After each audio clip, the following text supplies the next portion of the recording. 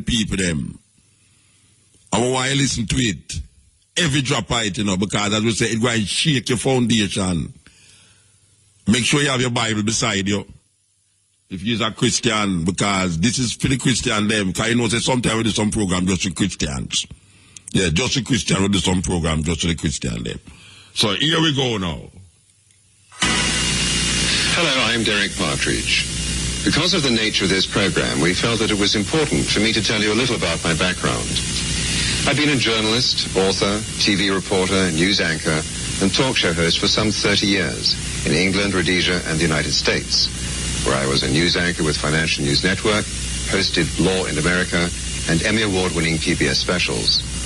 I've also been a spokesman for such companies as Bank of America, Transamerica Occidental, the American Red Cross, Warner Brothers, and Arm & Hammer. I've never belonged to any organized religious group, and my personal beliefs are simple and basic: to do the most conscious good and the least conscious evil during my life. Mr. Bill Jenkins.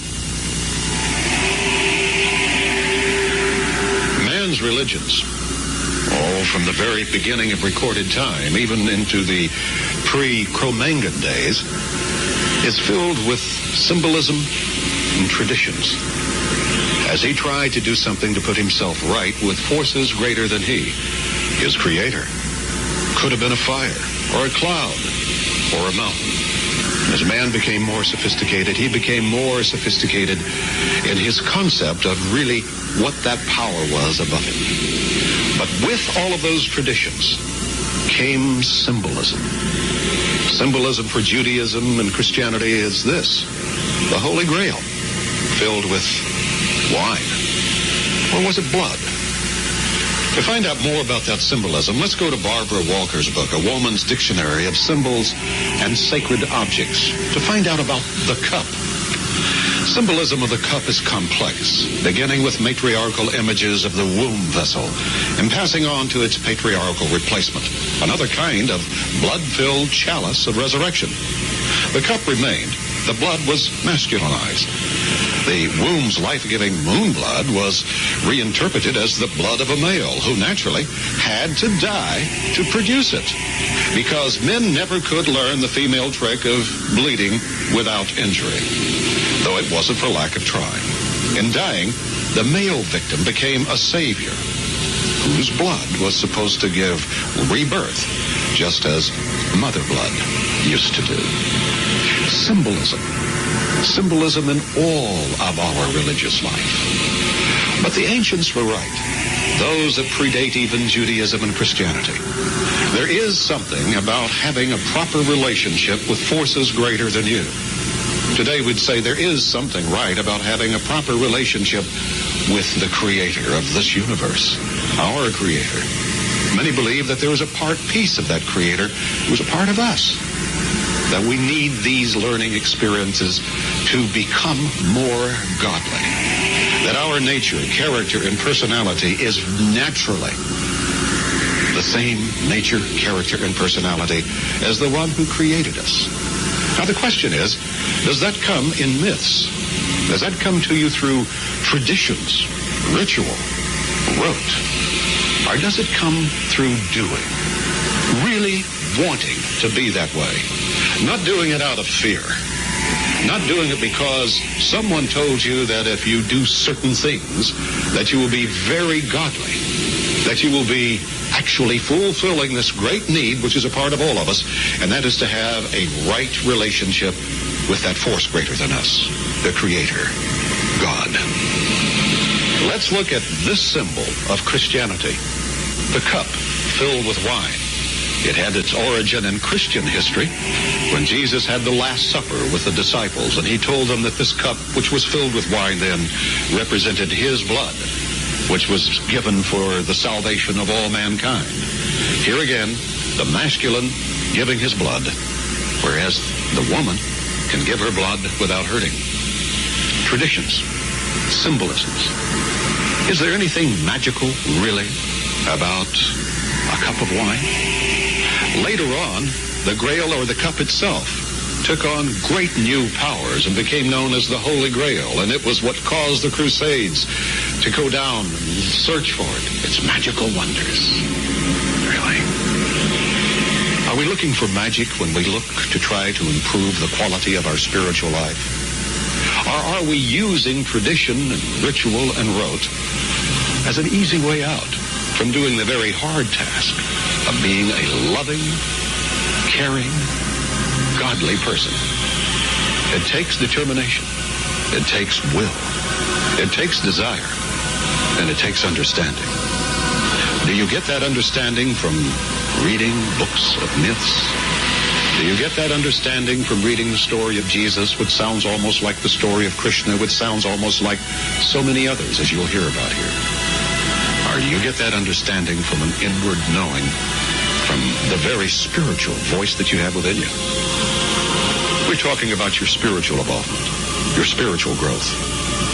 It is not done by doing things. It is done by being something special.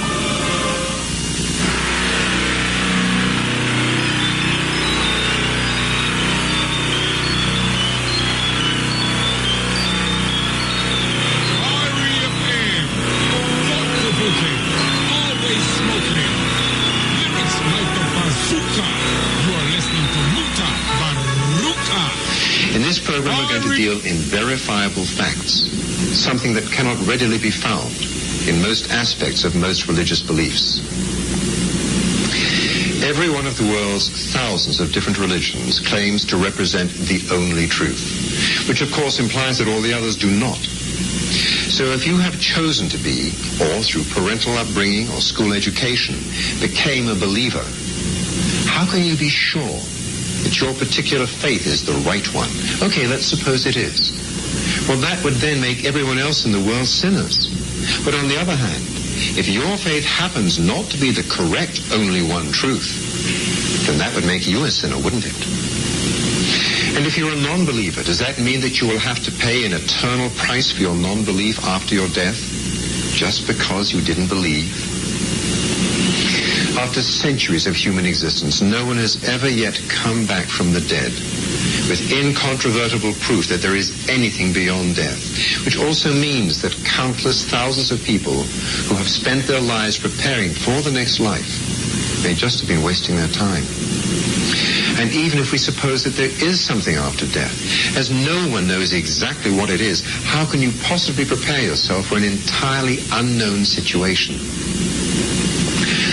Although it must be acknowledged that a great deal of good has been done in the name of religion, it is by far the saddest and most tragic aspect of religion that throughout history, more men, women, and children have been slaughtered, tortured, and mutilated because of religious beliefs than all the people who have died in all of history's secular or non-religious wars.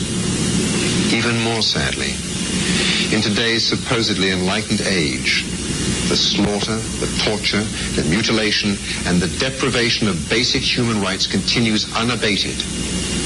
But weren't we taught that religion was supposed to be something to do with love?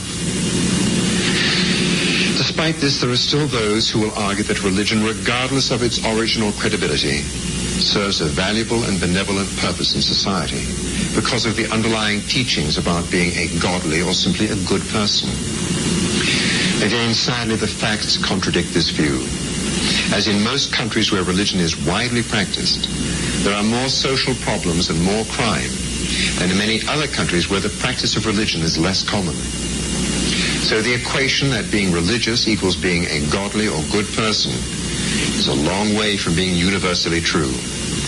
And by studying the facts of history, we will find that it has never worked this way. Of course, one must acknowledge that, as with any rule, there are exceptions.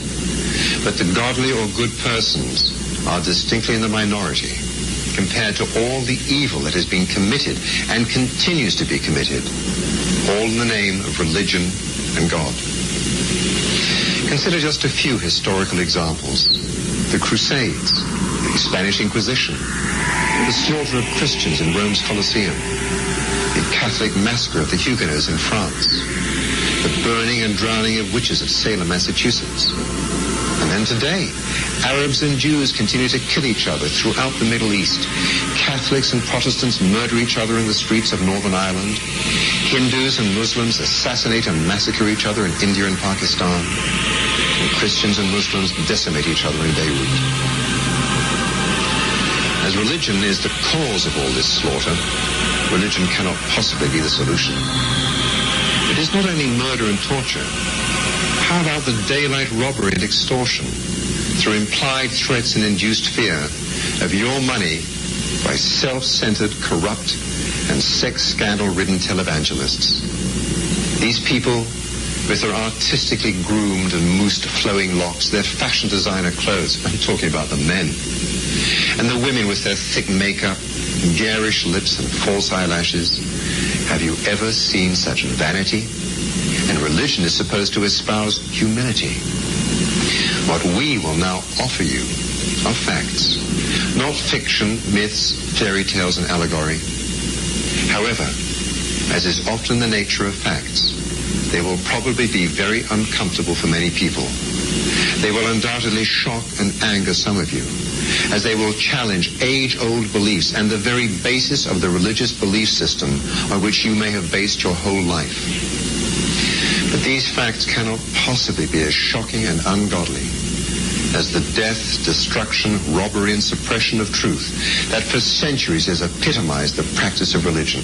And please remember that I deliberately said offer you facts, as it is not our intention to be like so many missionaries and other religious proselytizers whose purpose it is to force you to change your beliefs under the threats of hellfire and eternal damnation if you don't. We just want you to listen, watch, and make up your own minds. In order to better understand what we humans are today, and so what we are likely to become tomorrow, we need to look back and study our origins and where we came from. Try now to imagine Earth in prehistoric times, a place filled with a multitude of dangers, giant animals and reptiles, huge predators, earthquakes, volcanoes, tornadoes, and meteors, and the subsequent fear and hostility such an unfriendly environment would breed. If you could be a time traveler and be spirited back to these ancient times, complete with all the sophisticated modern knowledge you now have, admit it, you'd be scared to death. I know I would be.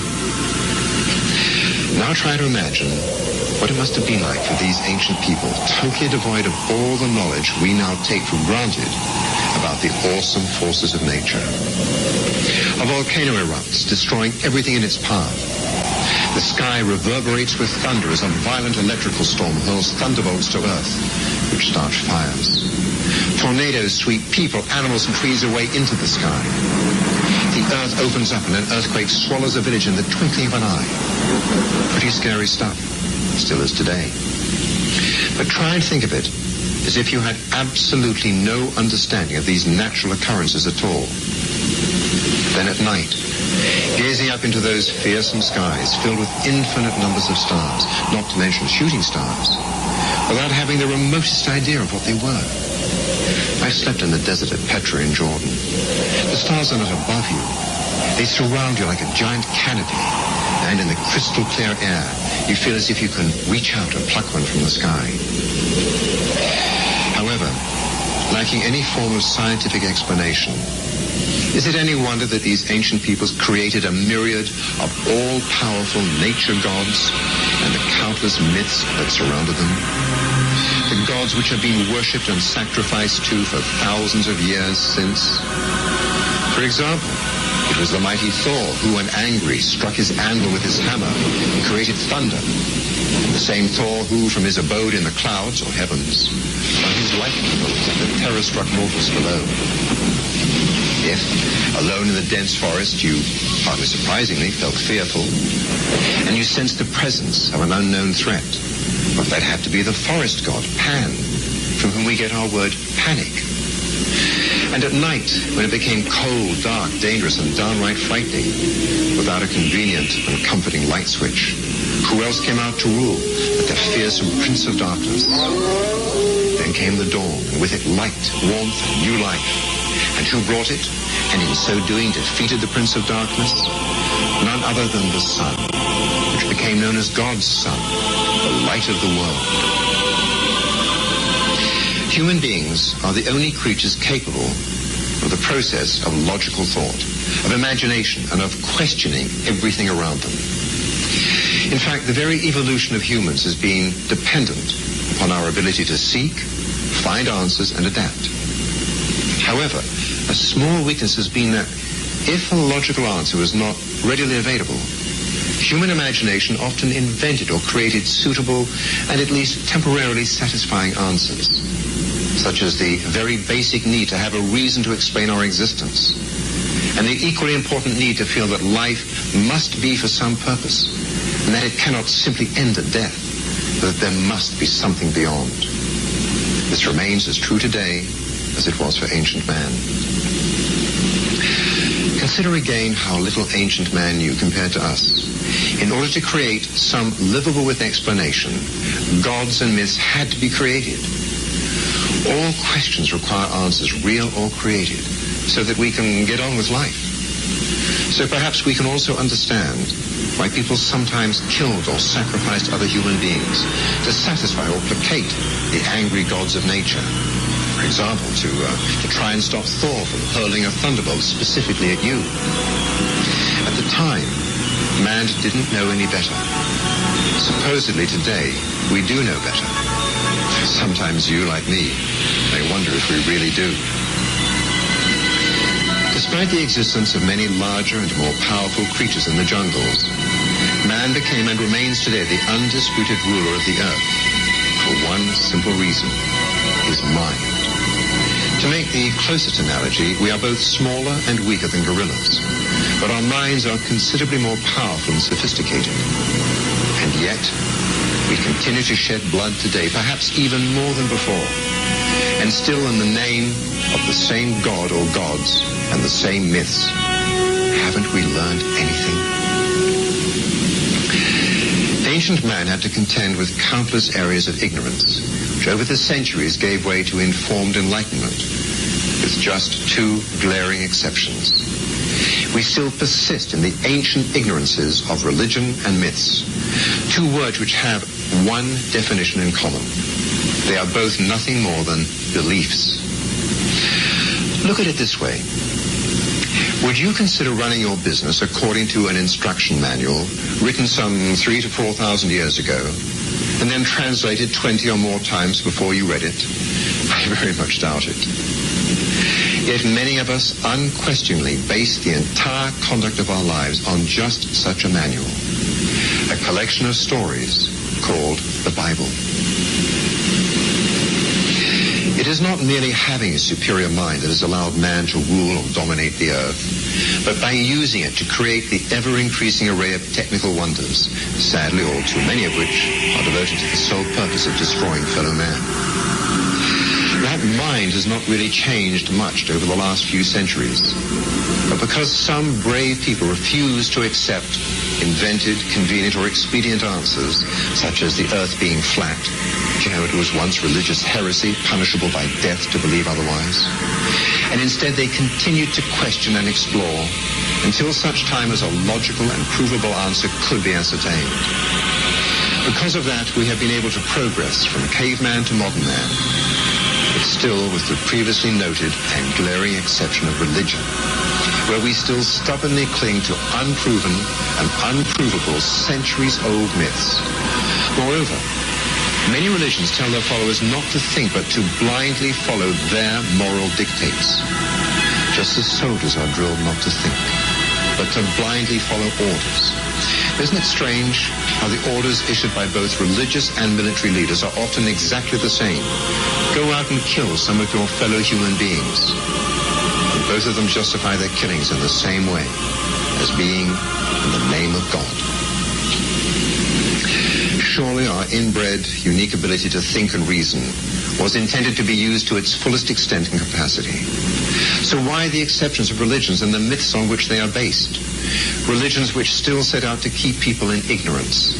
For instance, the Jesuit Index of Forbidden Books was described by Catholic brother Paolo Sarpi as the finest secret device ever invented for applying religion to the purpose of making men stupid.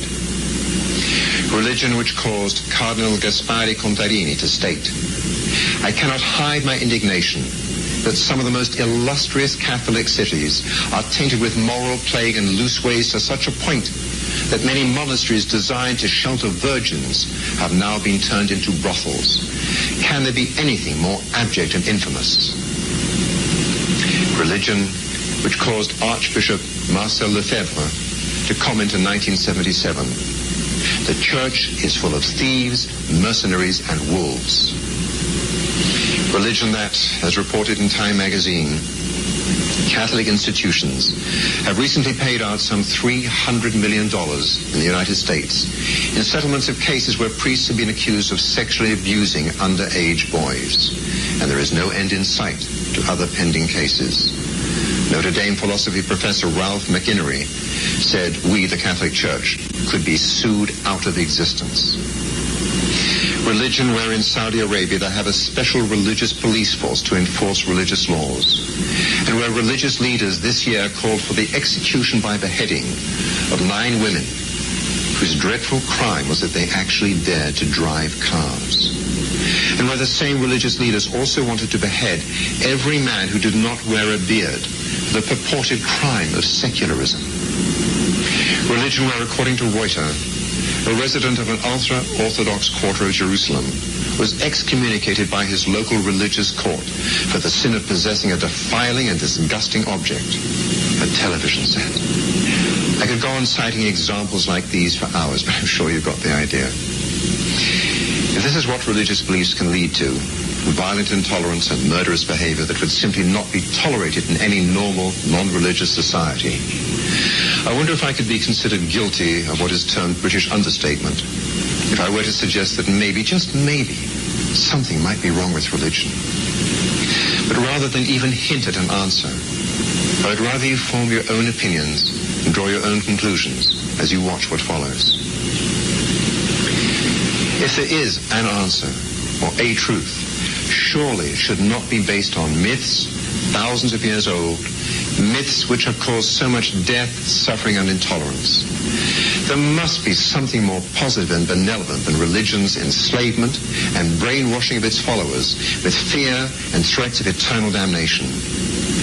Yet since the dawn of history, man has studied washing of its followers with fear and threats of eternal damnation. Yet since the dawn of history, man has stubbornly maintained his beliefs in religions and the surrounding myths and superstitions. In this one area, he has barely progressed since the Stone Age. Surely, it is finally time, in fact long overdue, to open our eyes and take a good hard look at the facts, and only the facts, of what we call the naked truth. Yeah, this is the cutting edge.